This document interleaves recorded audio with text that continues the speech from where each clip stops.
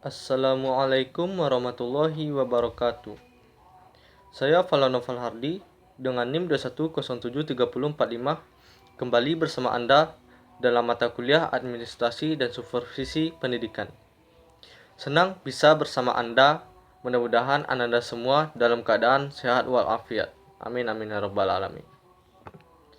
Baiklah, minggu sebelumnya kita telah membahas tentang administrasi layanan khusus. Dan untuk kali ini kita akan membahas mengenai tentang administrasi ketatausahaan ke sekolah. Lalu, apa itu administrasi ketatausahaan sekolah? Administrasi ketatausahaan sekolah adalah kegiatan administrasi pendidikan di sekolah yang berkaitan dengan pengelolaan data pencatatan, pengumpulan, penyimpanan surat menyurat, dan pelaporan data di sekolah. Ketatausahaan menjadi penting karena ketatausahaan dapat membantu dan mempermudah segala urusan sekolah, khususnya dalam surat menyurat, arsip, pengumpulan data, penyimpanan, dan pelaporan data-data yang berada di sekolah. Setelah pengertian dari pendahuluan tersebut, dapat ditinjau dari asal administrasi tata usaha sekolah, itu memiliki arti dari dari salah satu kata, itu terdiri dari tata usaha, yaitu kata tata dan usaha.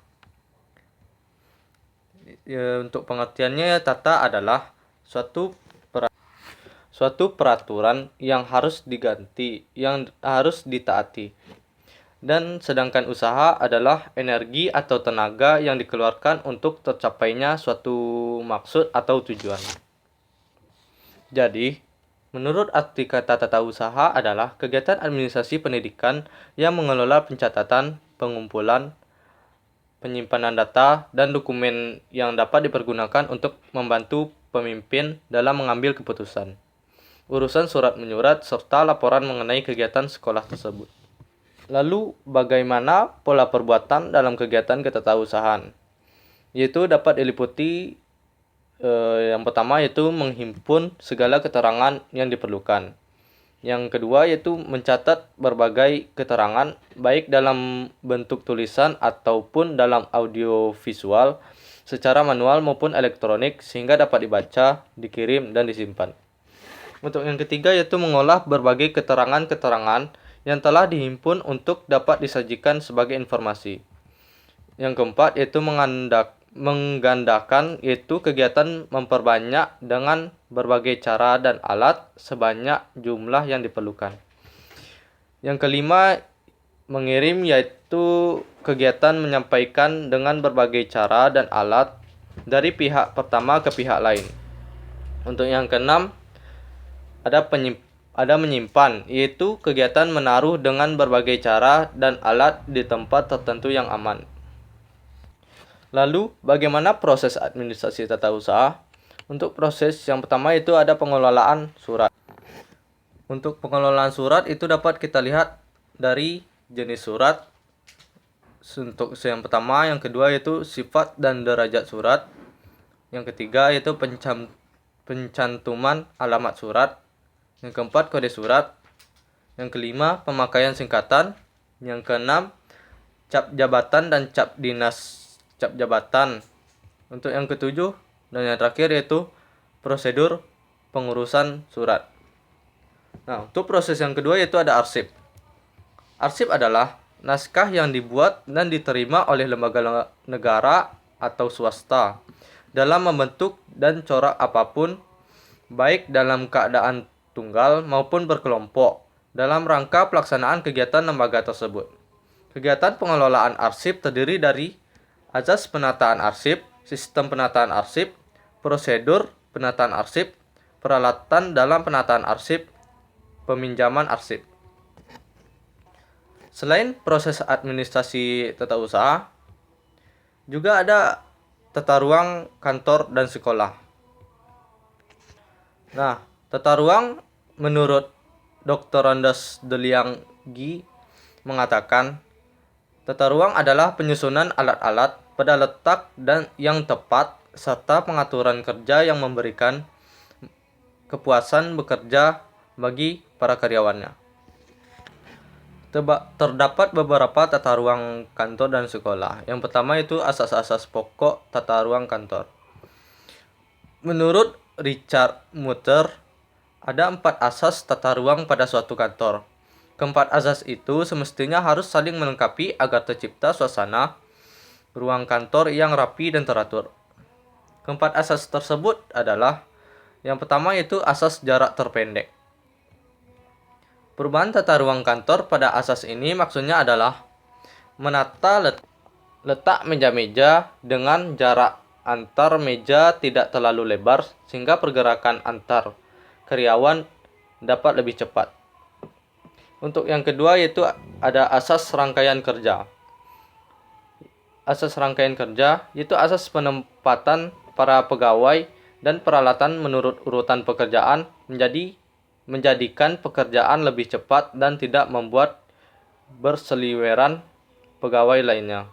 Karena pengaturan meja yang sudah runtut atau teratur. Yang ketiga yaitu ada asas penggunaan segenap ruangan. Maksudnya yaitu tidak ada ruangan atau luas yang tidak dimanfaatkan.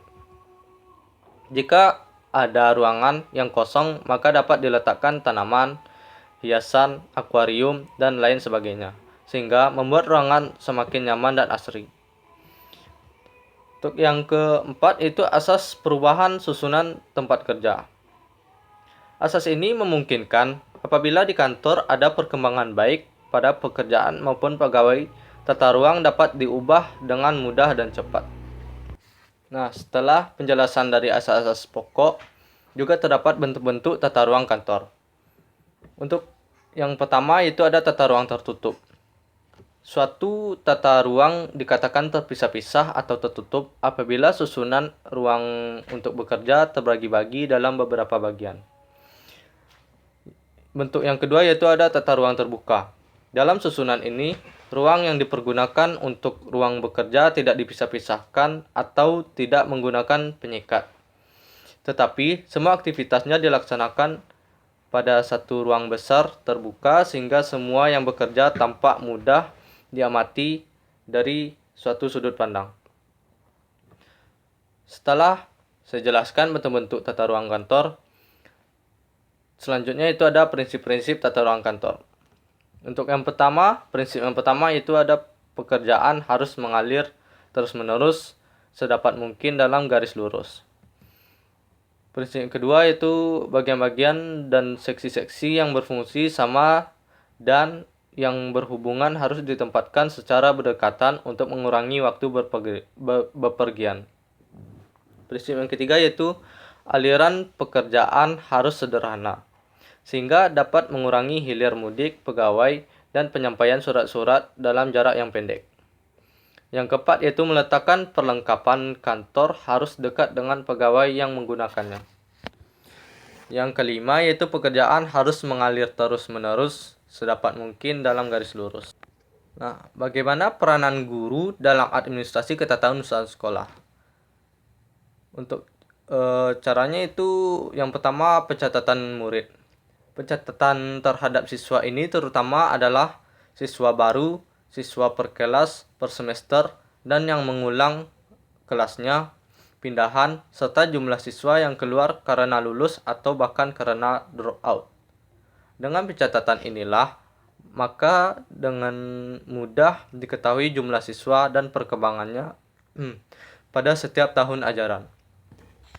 Di samping itu, tugas lainnya adalah pencatatan daftar hadir siswa, dalam rangka untuk menghitung keaktifan siswa dan partisipasinya dalam kerjasama dan sebagai alat kontrol dalam menegakkan tata tertib sekolah. Untuk yang kedua yaitu ada pencatatan tentang guru.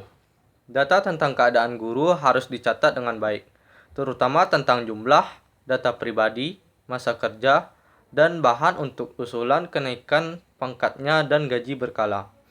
Demikian pula kehadiran guru melaksanakan tugas sebagai pegawai, terutama PNS, yang sangat berguna untuk pembinaan guru itu selanjutnya.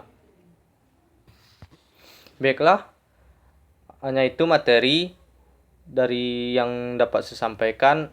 Dapat disimpulkan bahwa ketatausahaan menjadi penting karena ketatausahaan dapat membantu dan mempermudah segala urusan sekolah khususnya dalam surat menyurat, arsip, pengumpulan data, penyimpanan dan pelaporan data-data yang berada di sekolah.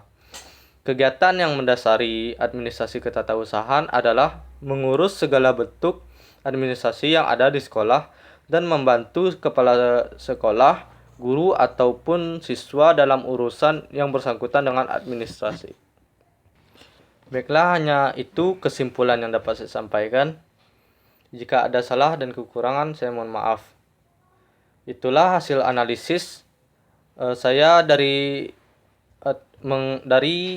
tentang administrasi ketatausahaan sekolah. Saya Falanoval Hardi mengundurkan diri. Saya sudahi. Wassalamualaikum warahmatullahi wabarakatuh.